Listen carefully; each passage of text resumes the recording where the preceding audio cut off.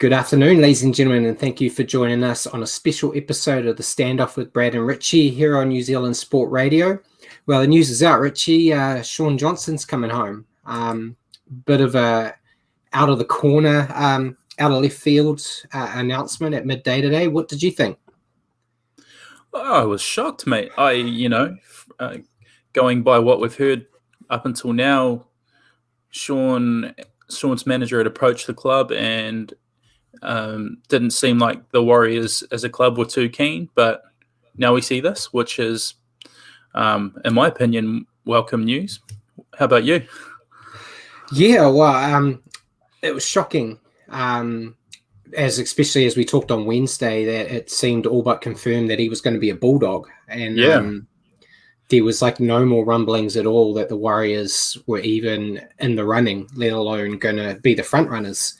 And it's hard to describe the feeling I had when I saw it on my phone. I was at work. I was talking with Paul earlier. I was stuck in a meeting at work when it all came out. So I was a little bit behind the 8 ball. And then I saw it was just a picture of Shaun in the Warriors jersey, and I thought it was just a joke Facebook tweet or something. And so did I. Jumped in. I checked my emails, and there was an email from the Warriors confirming that he had signed, and for 2 years. And yeah, I was quite excited. I didn't think I would be, like when we talked potentially about him coming home, be like, yeah, it'd be good to have him. But actually seeing that it's confirmed, I got quite excited and emotional, as the emotional man I am. But I think it's a mouth-watering prospect what Shaun could do with the team that we have now. We've always complained in the past that Shaun had to do everything on his own behind a flat forward pack. He's now got the likes of Chanel Harris-Tavita and Reece Walsh, and the back line, Dylan Watene-Zesniak as well. Better forwards. Fossatua, if Fossatua comes right. And then you've got Adam Fanua-Blake, Aaron Penny coming from Melbourne. Guys like Katoa on the edge. I think guys like Katoa will have a field day with a guy like Shaun out there. You see what Brenton Nakora has developed into at the Sharks. Imagine what could happen with Katoa there. But very exciting news. I haven't seen a lot of negative feedback yet online, but with everything going around and getting ready for the show, I haven't looked at too many, to be honest. But have you seen any negative feedback yet? I've been pretty much living on my phone since the news broke, I must say. And it's mostly positive, mate. And going back to what you were saying about feeling, a bit emotional about it. Yeah, it's like an old family member coming back from overseas or something like that. It's did you happen to catch on the Mad Butcher's page? I think the Mad Butcher's done a little video having lunch with Shaun and Shaun's dad. Yeah, you caught it? I thought that was really great. Like, you could see the look on Shaun's face that he's really happy and really chuffed to be coming home and excited about it. So that for me was really cool, seeing how keen he is. I just can't wait for him to get over here, and we can it'll be like old times. Definitely, yeah. I think it takes me back to he was on Dean and Kemp's podcast this year. Just a few months ago, and it was actually really good. You got a good insight into what went down when he left the Warriors and stuff. And there was a part in there, I think Cameron George said in the email today that even though Shaun left, his heart was always in it, always being a Warrior. And in that podcast, he said as much, because they were talking about like growing up as a Kiwi playing league and stuff. Kiwi kids grow up wanting to be All Blacks, and Shaun said he grew up never wanting to be an All Black.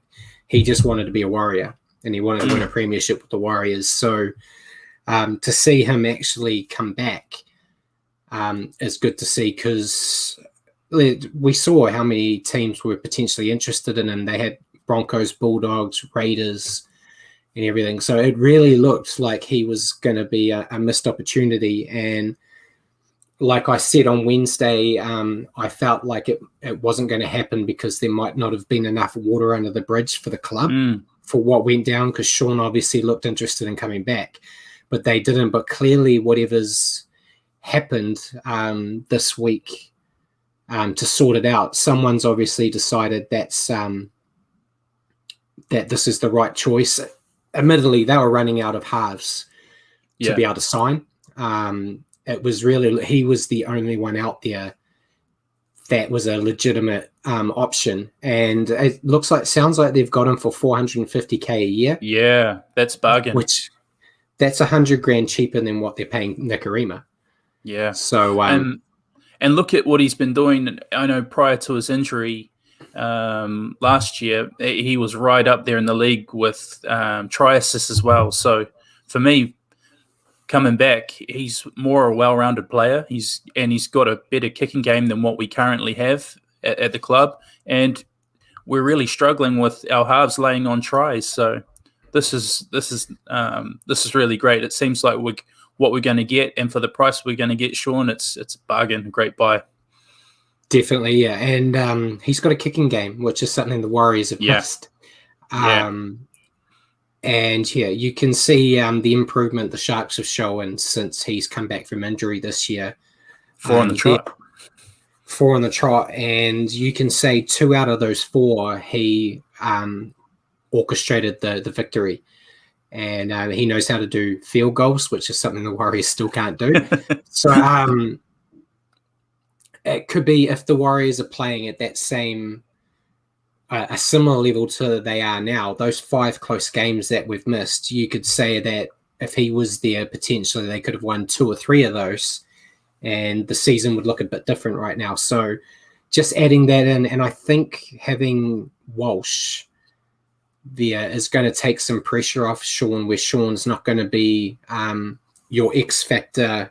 He's got to be the one that makes something happen. He can, similar to what we've seen with Benji going to the Rabbitohs and stuff, where he's obviously a lot younger than Benji, but he can kind of be a more direct, lead the park around, let Reece do all that exciting stuff.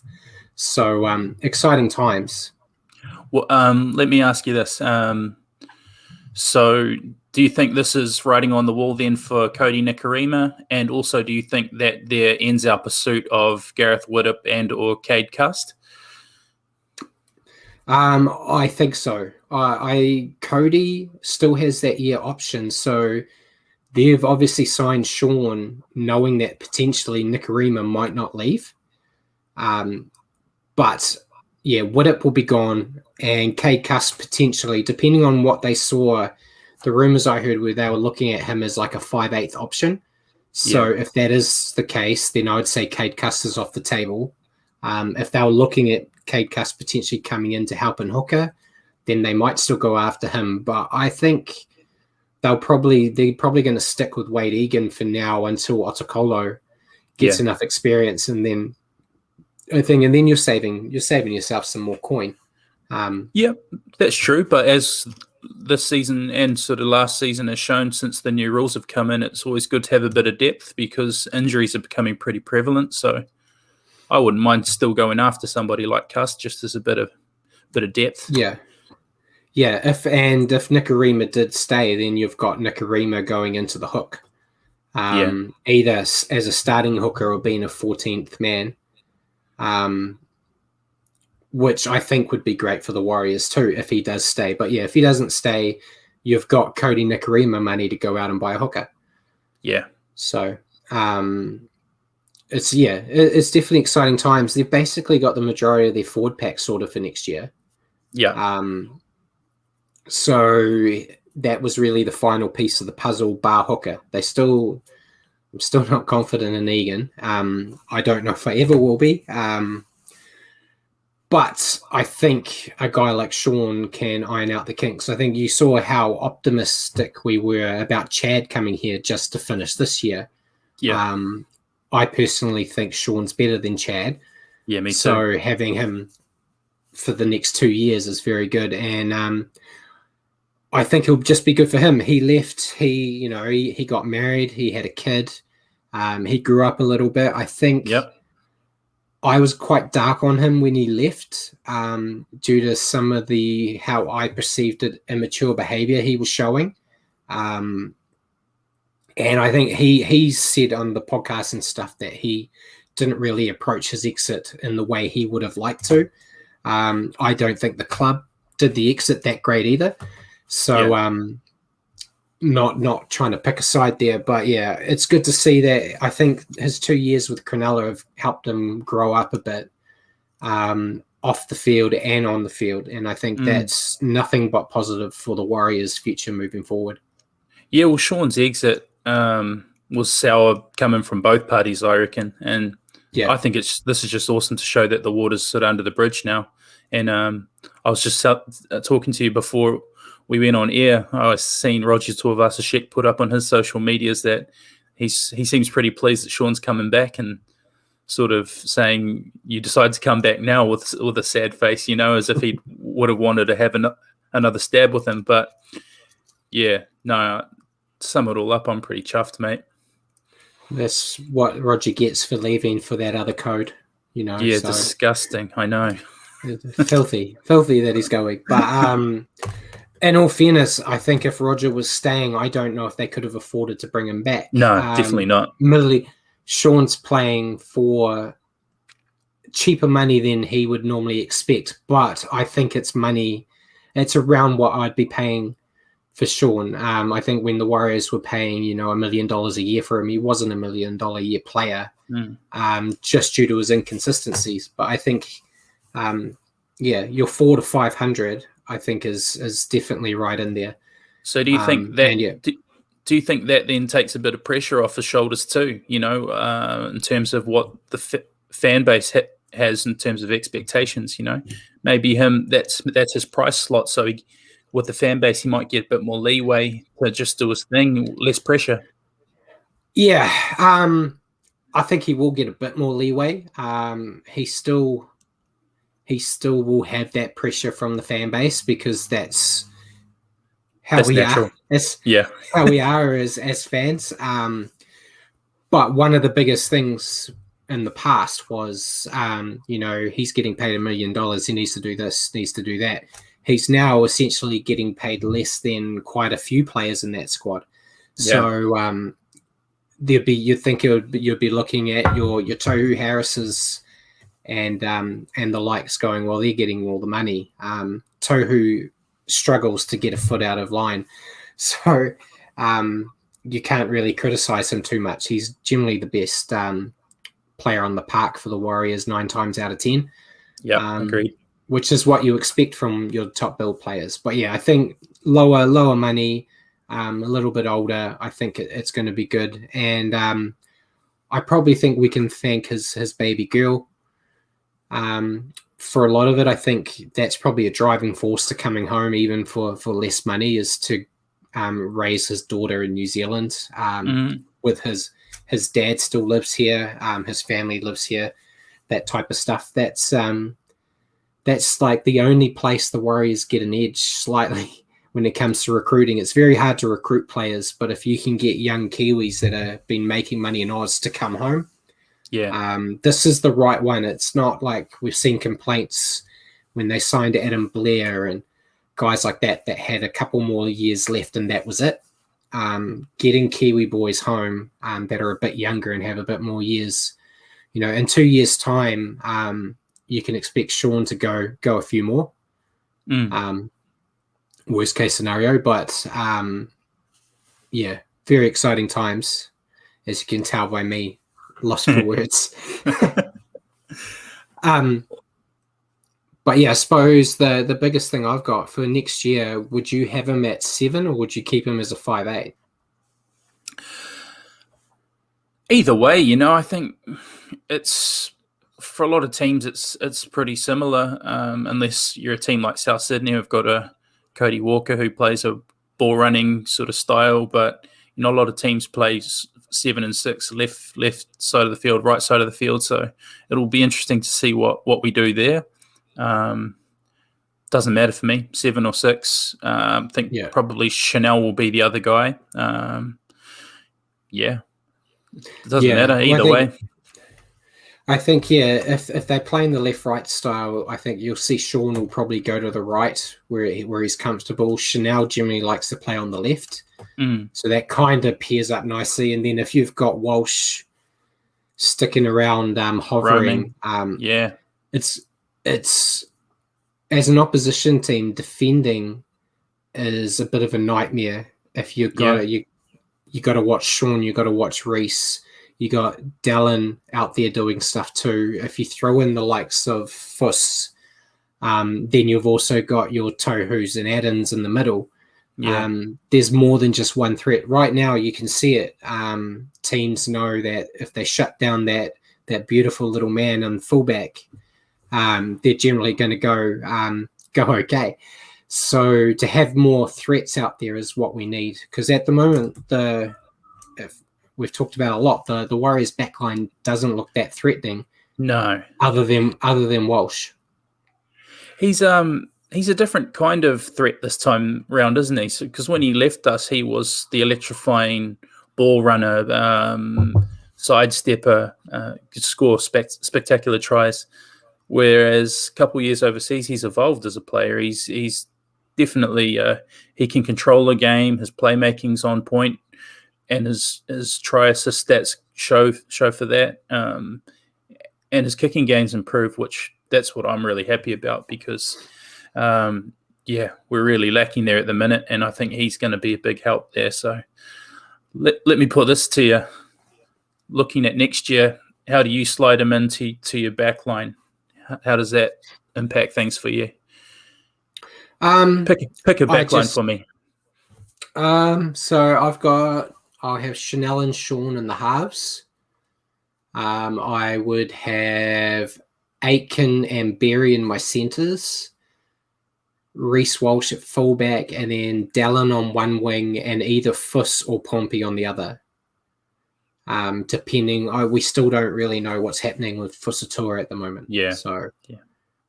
And I see Sam on YouTube said he hopes he brings his A game. He doesn't think it's a great move. So there is still some hesitation from fans there. You can see I've just been a Warriors fan for too long. I'll give him the benefit of the doubt from the start. I'm excited now, but if after a couple of rounds in, if it's not looking that great, I'll probably be replacing Cody with him in my articles every week. Now, look, I think what I think on that is if he'd come in on the sort of money he was getting over at Cronulla or when he left us, I would probably agree with Sam there. But I think for the price we're reportedly getting him for, it's a huge upgrade on what we're currently running with. So already makes me feel more positive about next year right off the bat. Yeah, exactly. That money-wise, it's not much more than what Reece Walsh is getting when you think about it. I think for what he provides and what money they're spending, I think it's probably the best deal they're going to get in some time, especially with a club renowned for paying overs for players. And when you look at what's available on the markets, halfback, StandOff, there's not a lot out there that are better than Shaun Johnson, really. You have basically what's left now in terms of a quality with quotation marks is Anthony Milford. And that's a big no. Gareth Widdop has been looked at, but he's still got time in Warrington. So if you do get him, you'll probably have to pay Warrington a release fee. So that adds onto it. So, the fact that you can get Shaun for probably half of what you're going to give Widdop without paying a release fee just seems a no-brainer for me. Like I said to Paul before we went live on air, he's $100,000 less than Cody Nikorima. So even if he comes out and is playing the same level of Nikorima, you're still saving $100,000. That's as facetious as I can probably get. But that's the reality of the situation. Even if he doesn't live up to the expectations we have, you're saving money that you can put elsewhere, either in retaining talent they've got or keeping younger talent from slipping out of the grasp, which we've seen happen in the past.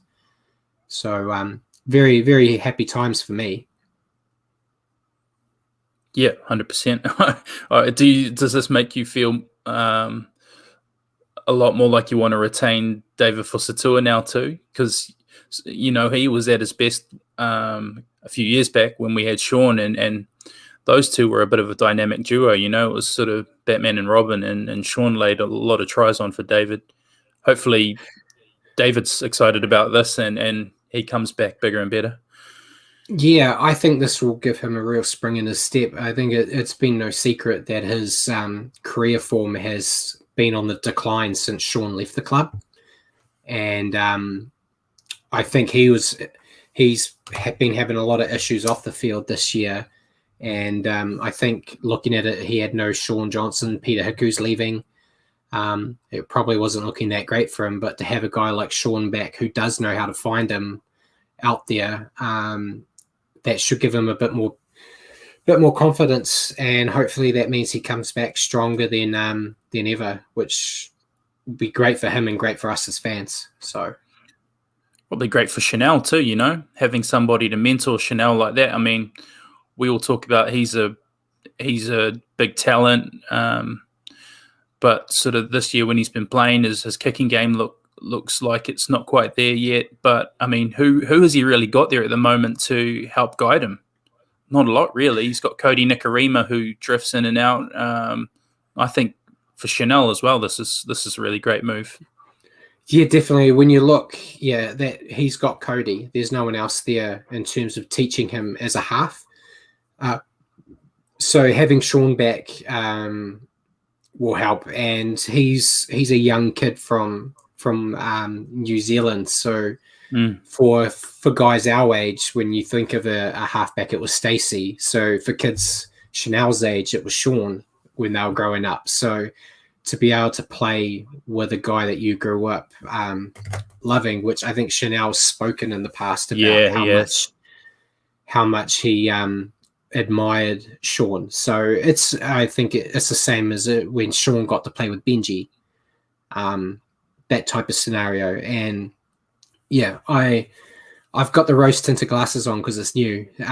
But yeah, I see nothing but good things here. Next season when our show's back, who knows? So guys, yeah, lots of positivity there from that. As you say, rose tinted glasses, and it's all still very fresh. This is the hot takes you're getting here, folks, from these two. Don't forget to join them on Wednesday evening at 8 p.m. When they'll have a much more, it'll have sunk in. They'll be able to breathe and think about it, especially as we have a quiet weekend this weekend. So look, guys, you've got only got one game to review, which gives you a good half hour to talk about Roger Shaun Johnson, sorry, next Wednesday as well. So, folks, exactly.